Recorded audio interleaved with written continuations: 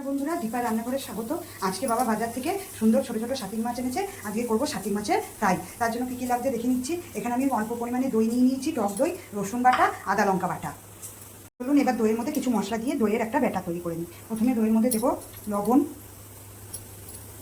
এখানে আমি 2 চামচ লবণ দিলাম। তারপরে দেবো হলুদ, তারপরে দেবো লঙ্কার গুঁড়ো, 2 চামচ লঙ্কার গুঁড়ো, তারপর দেবো জিরের গুঁড়ো, 1 চামচ জিরের গুঁড়ো, তারপরে দেবো এখানে কিছুটা তন্দুরি মশলা, অল্প পরিমাণে তন্দুরি মশলা দিয়ে এবার আমি এই ব্যাটারটাকে মাখিয়ে নেব। মাছটাকে আমি প্রথমে লেবু দিয়ে নেবো মাছটার মধ্যে। পাতি লেবুর রস আপনারা দিয়ে নেবেন।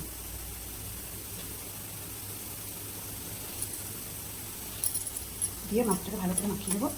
এবার এর মধ্যে দিয়ে দেবো আদা লঙ্কার পেস্ট, তারপরে আমি রসুন বাটাটা বেটে রেখেছিলাম এটা দিয়ে দেবো। দিয়ে আবার মাছটাকে ভালো করে মাখিয়ে নেবো।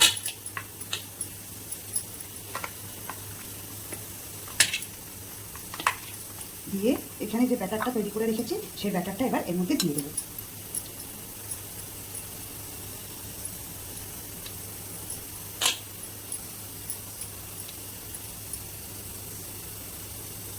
ব্যাটারটা দিয়ে আমি এবার ব্যাটারটার সাথে মাছগুলোকে ভালো করে ম্যারিনেট করে নেব।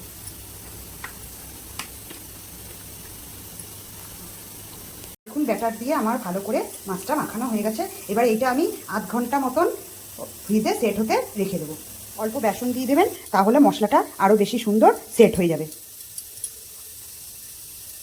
বেশি বেসন দেবেন না কিন্তু, একদম অল্প দিয়ে আবার ভালো করে মাখিয়ে নিতে হবে। এবার মাছের মধ্যে আমি এখানে গোলমরিচ গুঁড়ো দিয়ে দেবো। অল্প গোলমরিচ গুঁড়ো দিয়ে আমার মাছটাকে একটু মাখিয়ে নেব।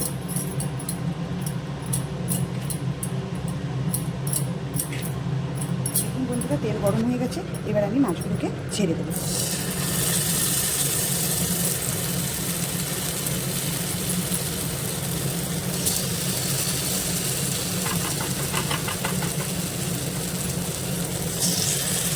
এখন আমি সুন্দর করে মাছগুলোকে ছেড়ে দিয়েছি। এবার গ্যাসের লো ফ্লেমে আমি এগুলোকে আস্তে আস্তে ভেজে নেব। মাছগুলো আমি এই দিকটা উল্টে দেবো। উল্টে দিয়ে আবার আমি ভালো করে এটা উল্টে দিয়েছি। এই দিকটা এরকম লাল লাল হয়ে গেছে। দেখুন আমার মাছগুলো বেশ সুন্দর লাল করে ভাজা হয়ে গেছে। এবার এগুলোকে আমি আমার শাটিং মাছের ফ্রাই হয়ে গেছে। এইভাবেও আপনারা শাটিং মাছের ফ্রাই করে দেখবেন, খেতে খুব ভালো লাগে। লেবু আর পেঁয়াজের সাথে গরম ভাত ডালের সাথে খাবেন, খেতে খুব সুন্দর। ফ্রাইটা আপনাদের ভালো লেগে থাকে তাহলে অবশ্যই একটা সাবস্ক্রাইব, শেয়ার আর লাইক করে দেবেন। ধন্যবাদ।